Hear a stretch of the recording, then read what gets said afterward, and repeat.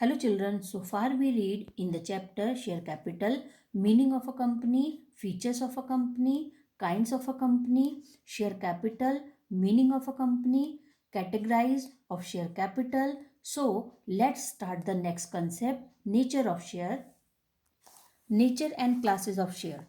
Shares refers to the unit into which the total share capital of a company is divided. A share is a fractional part of the share capital and forms the basis of ownership interest in a company. The person who contribute money through shares are called shareholder. तो जो आदमी company में shares को खरीदता है, जो पैसा invest करता है, उसे हम शेयर होल्डर कहते हैं. जो यूनिट वो खरीद रहा है उसे हम शेयर कहते हैं. The amount of authorized capital together with the number of share in which it is divided is stated in the memorandum of association, but the classes of share in which the company capital is to be divided. तो यहाँ पर हमने पढ़ा कि जब company अपनी company को registered करती है तो वहाँ पर वो authorize capital as a registration time पर शो करती है, जिसे हम कहते हैं मेमोरेंडम एसोसिएशन MOA. तो मेमोरेंडम ऑफ एसोसिएशन आर्टिकल 13 के अकॉर्डिंग सेक्शन 86 कंपनी एक्ट 2013 में हमें कंपनी को रजिस्टर्ड करना पड़ता है और वहाँ पर आपकी ऑथराइज कैपिटल कितनी है, आप जिससे कंपनी को स्टार्टअप कर रहे हैं, वो अमाउंट आपकी ऑथराइज कैपिटल कहलाती है. जिसके लिए मैंने आपको लास्ट वीडियो में एक क्वेश्चन भी समझाया था कि जैसे यहाँ पर एक बार मैं फिर से इसको बताना चाहूँगी कि जैसे यहाँ पर बताया था कि सनराइज कंपनी लिमिटेड ने अपने आप को रजिस्टर्ड किया, अपनी कंपनी को रजिस्टर्ड किया और शो किया कि 40 लाख रुपीज़ हमारी कंपनी की रजिस्टर्ड वैल्यू यहाँ पर है, जिसके लिए कंपनी ने अपने आप के शेयर बना दिए. 4 लाख शेयर इसमें डिवाइड किए, 10 रुपीज़ का एक था. इसके बाद कंपनी ने 4 लाख शेयर डिवाइड किए और वहाँ पर सब्सक्रिप्शन ऑफर किया पब्लिक के लिए 2 लाख शेयर का. अब वहाँ पर जो इंस्टॉलमेंट है वो है application 2 rupees, 3 rupees on allotment, 3 rupees on first call and balance on final call. तो इस तरह से इन इंस्टॉलमेंट में जो कंपनी है वो पब्लिक से पैसा जो है वो मंगा रही है. इसके साथ ही साथ हमने यहाँ पर देखा कि नोट्स टू अकाउंट किस तरह से कंपनी डिटेल करती है कि कितने पैसे उसके एज अ ऑथराइज कैपिटल में है, कितनी कंपनी की मैक्सिमम वैल्यू है और कितने पैसे उसको पब्लिक से मिल रहे हैं. ऑथराइज और रजिस्टर्ड और नॉमिनल कैपिटल तीनों चीज़ें एक ही हैं. 4 लाख शेयर कंपनी ने अपने 4 लाख शेयर डिवाइड किए, 10 रुपीज़ का एक शेयर है तो टोटल वैल्यू कंपनी की है 40 लाख. इशूड कैपिटल, इसके लिए 40 लाख को करेक्ट यहाँ पर इन्वेस्ट करने के लिए कंपनी ने इशू किया 2 लाख शेयर पब्लिक सब्सक्रिप्शन के लिए, जिससे उसको पैसा मिलेगा 20 lakh. Subscribe capital, subscribe but not fully paid up, कि यहाँ पर कुछ लोगों ने सब्सक्राइब किया लेकिन बट नॉट फुली, सब्सक्रिप्शन तो किया, शेयर तो खरीदे लेकिन पूरा पैसा पेमेंट नहीं हुआ. 2 lakh share of ₹10 each, ₹8 called up. अभी आपने 2 लाख शेयर की जो एप्लीकेशन इशू की है पब्लिक सब्सक्रिप्शन के लिए, वहाँ पर आपने 8 रुपये तक की वैल्यू को रिसीव करने के लिए पब्लिक को बोला है. 2 रुपये की जो आपकी फाइनल अमाउंट है वो आपने रिसीव नहीं की. तो इसके अकॉर्डिंग 2 लाख शेयर पर 8 रुपये के हिसाब से जो आपको पेमेंट मिलेगी वो आपकी 16 लाख रुपीज़ होगी. इसी क्वेश्चन में बताया गया कि जो आपके शेयर होल्डर थे, 2 लाख शेयर होल्डर्स जो थे, उनमें से कोई एक शेयर होल्डर ऐसा था जिसके पास आपके 2000 शेयर थे. उसने आपको पैसा दिया, एप्लीकेशन अमाउंट दी, अलॉटमेंट अमाउंट पे की, लेकिन वो आपकी जो कॉल थी वो पेमेंट नहीं कर पाया. तो वहाँ से हम उसको कहते हैं कॉल्स इन एरियर, कि ये पैसे हैं जो हमें नहीं मिल रहे हैं किसी भी शेयर होल्डर से. तो वहाँ पर 2000 शेयर उसके पास हैं, 3 रुपीज़ की उसकी कॉल मनी है और 6000 रुपीज़ आपके माइनस हो गए क्योंकि ये आपको नहीं मिले. तो 16 लाख रुपीज़ आपको 2 लाख शेयर को इशू करने से 8 रुपीज़ की अमाउंट के अकॉर्डिंग 16 लाख रुपीज़ आपको रिसीव होने थे, जिसमें से 6000 आपको रिसीव नहीं हुए. तो 15,94,000 आपको यहाँ पर रिसीव हो रहे हैं फॉर पब्लिक सब्सक्रिप्शन. तो इस तरह से अब हम देख रहे हैं कि जो टाइप्स हैं शेयर के कितने टाइप्स होते हैं. शेयर के 2 टाइप्स होते हैं. First is, as per section 86 of Company Act, a company can issue 2 types of share. Company दो तरह से शेयर को इशू कर सकती है. First preference share, second equity share also called ordinary, ordinary मतलब साधारण शेयर, ठीक है, जो है पब्लिक। अब यहाँ पर प्रेफरेंस शेयर होल्डर्स कौन है? According to section 85 of the company act 1956 a preference share is one which fulfil the following condition. यहाँ पर मैं इसको अगर एक सिंपल और एक इजी वे में बताना चाहूँ तो प्रेफरेंस शेयर का मतलब होता है प्रायोरिटी, कि प्रेफरेंस, हम कुछ लोग ऐसे हैं हमारे जिनको हम प्रायोरिटी दे रहे हैं और जिनको हम अपने जब कंपनी के शेयर इशू कर रहे हैं तो हम चाहते हैं कि पहले वो लोग हमारे शेयर्स को इन्वेस्ट करें और हमारी कंपनी के अंदर इन्वेस्ट करें। लेकिन अगर सपोज मेरे घर के अंदर एक पार्टी है तो पार्टी में हम सबसे पहले किसको इन्वाइट करेंगे? अपने रिलेटिव को। अगर हमारे हमारे रिलेटिव और हमारे फ्रेंड, लेकिन अगर इन दोनों में से कुछ लोग हैं जो नहीं आ पाते हैं और हम देख रहे हैं कि हमारी पार्टी जो है वहाँ पर अगर हमने लोगों को इनवाइट नहीं किया तो हमारी बहुत सारे जो पैसा है वो वेस्ट हो जाएगा, या खाना है जो अरेंजमेंट है वो सब वेस्ट हो जाएंगे। तो अब हमने वहाँ पर कुछ लोगों को और इनविटेशन दिया, वो जो थे हमारे हमारे नेबर। तो इस तरह से प्रेफरेंस की अगर हमारे घर के अंदर कोई प्रोग्राम हेल्ड हो रहा है तो सबसे पहले हम प्रायोरिटी देते हैं अपने रिलेटिव को और अपने फ्रेंड को, और after that we will invite our neighbour. तो इसी तरह से कि अगर कोई कंपनी है और कंपनी अपनी जो स्टेबल हो रही है, जो इंफ्रास्ट्रक्चर अपना खड़ा कर रही है, स्टार्टअप कर रही है अपनी कंपनी का, तो वहाँ पर अगर वो उसको स्टार्टअप कर रही है तो वो इन्वेस्टमेंट करने के लिए सबसे पहले अपने लोगों को ही इन्विटेशन देगी कि आप मेरी कंपनी में ये काम करना शुरू कर रहा हूँ और आप अपना पैसा जो है वो मेरे साथ इन्वेस्ट कर सकते हैं। तो वहाँ पर कंपनी के इन्वेस्टर, उसके क्रेडिटर्स, उसके जो भी थर्ड पार्टीज हैं जिनके साथ आपका लेन देन है, वो सब लोग भी आपकी कंपनी के अंदर जो शेयर है वो खरीद सकते हैं। तो जिनको हम प्रेफरेंस शेयर यहाँ पर कहते हैं। तो यहाँ पर according to section 85 of company act 1956 a preference share is one which fulfil the following condition. तो यहाँ पर जो प्रेफरेंस शेयर होते हैं उन प्रेफरेंस शेयर्स के लिए 2 कंडीशन अप्लाई होती है कंपनी की तरफ से। That it carry a preferential right to dividend, dividend means profit, to be paid either as a fixed amount payable to preference shareholder or an amount calculated by a fixed rate of the nominal value of each share before any dividend is paid to the equity shareholders।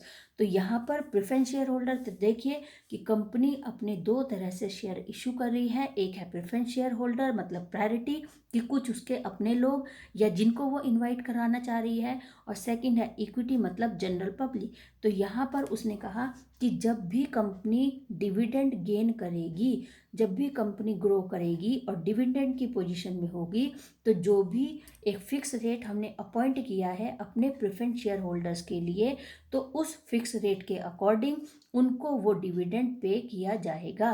किसकी तरफ से? Company की तरफ से। लेकिन अगर इसके preference share holders को डिविडेंड बंटने के बाद अगर कोई शेयर, कोई प्रॉफिट बचता है, कुछ अमाउंट बचती है प्रॉफिट की, तो वो इक्विटी शेयर होल्डर को मिलेगा, अदरवाइज नहीं। तो इसका मतलब है कि जो प्रेफरेंस शेयर होल्डर्स हैं वहाँ पर कंपनी जो भी डिविडेंड गेन करती है उसमें सबसे पहले डिस्ट्रीब्यूशन एक फिक्स रेट से किसके लिए निकाला जाएगा? अपने प्रेफरेंस शेयर होल्डर्स के लिए। Second, that with respect to capital it carries or will carry on the winding up of the company the preferential right to the repayment of capital before anything is paid to equity shareholder।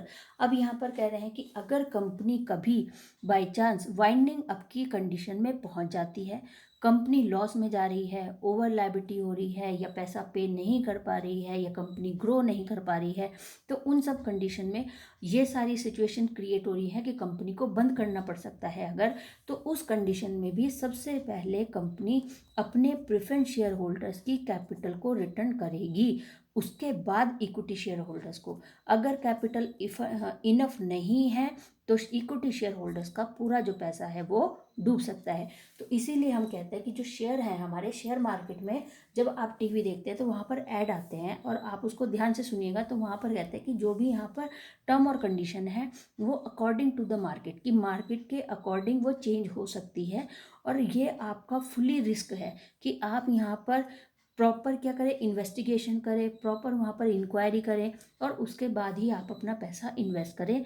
लेकिन अगर आप बिना investigation, बिना inquiry के पैसा किसी company में invest करते हैं और वो पैसे आपके डूब जाते हैं, वो पैसे आपके बिल्कुल उसकी वैल्यू ख़त्म हो जाती है, आपको रिटर्न कुछ नहीं मिलता, तो इसका मतलब ये फुली रिस्क आपके लिए है, आपकी तरफ से है।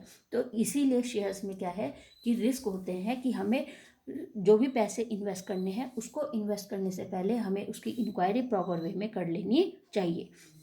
तो यहाँ पर कंपनी ने अपने जो प्रेफरेंस शेयर्स हैं वो यहाँ पर इशू किए और वो बता रही है कि प्रेफरेंस शेयर होल्डर्स मेरे कौन हैं और उनके लिए मेरी तरफ से क्या कंडीशन है जो उनके लिए अप्लाई होगी। तो फर्स्ट कंडीशन है कि कंपनी जो कोई भी डिविडेंड गेन कर रही होगी उसमें सबसे पहले डिविडेंड प्रेफरेंस शेयर होल्डर को मिलेगा उनके फिक्स रेट से।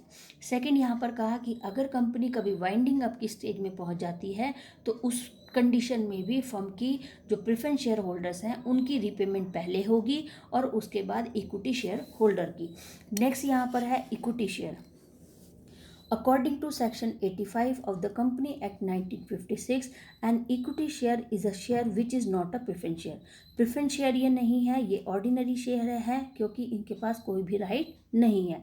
In other word, share which do not enjoy any preferential right in the payment of dividend और रीपेमेंट ऑफ कैपिटल। तो कंपनी ने यही दोनों कंडीशंस इनके लिए अप्लाई नहीं की, तो इसीलिए ये इक्विटी शेयर की कैटेगरी में काउंट होंगे।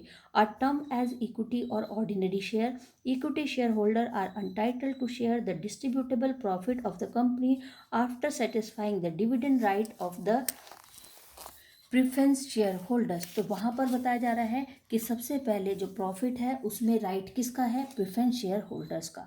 The dividend on equity share is not fix.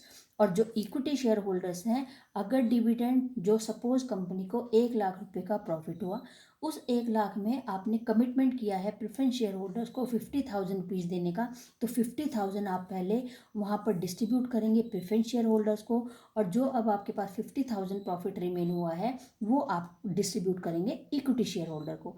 तो यहाँ पर जो फिक्स है प्रेफरेंस शेयर होल्डर के लिए रेट, तो उसको उसी फिक्स रेट में डिविडेंड मिलेगा। लेकिन इक्विटी शेयर होल्डर के लिए ऐसा कोई भी रेट फिक्स नहीं है कंपनी की तरफ से। It may very from year two year depending upon the amount of profit available for distribution. तो जो इक्विटी शेयर होल्डर्स हैं उनका जो डिविडेंड है वो डिपेंड करेगा उनके साल दर साल होने वाले कंपनी के प्रॉफिट पर या फिर लॉसेस पे, कि मार्केट वैल्यू अगर शेयर की बढ़ेगी तो उनका प्रॉफिट भी बढ़ेगा, लेकिन अगर वो स्टेबल है तो प्रॉफिट नहीं बढ़ेगा, और अगर वो लॉस में जा रहे हैं तो उनका लॉस भी लगातार बढ़ता या घटता रहेगा। द इक्विटी शेयर कैपिटल में बी विद वोटिंग राइट्स। इनके पास एक राइट है, वो है वोटिंग राइट, कि कभी भी कंपनी के फेवर के लिए या अनफेवर के लिए या किसी भी तरह के क्लेम के लिए या किसी भी चीज़ के लिए कंपनी के अंदर equity share holder voting right रखते हैं और वोटिंग वहाँ पर कर सकते हैं with differential right as to voting dividend otherwise in accordance with such rules or subject to a such condition may be prescribed। कि कंपनी के अंदर क्या चल रहा है, क्या रूल्स फॉलो हो रहे हैं, ये किस तरह से डिविडेंड वहाँ पर डिस्ट्रीब्यूट हो रहा है, तो इस तरह के सभी जो सब्जेक्ट मैटर हैं उनके लिए डिस्कस कर सकती है यहाँ पर इक्विटी शेयर होल्डर्स। अब यहाँ पर हम बात करेंगे इशू ऑफ शेयर, कि कंपनी अपने जो शेयर हैं उनको किस तरह से इशू करती है।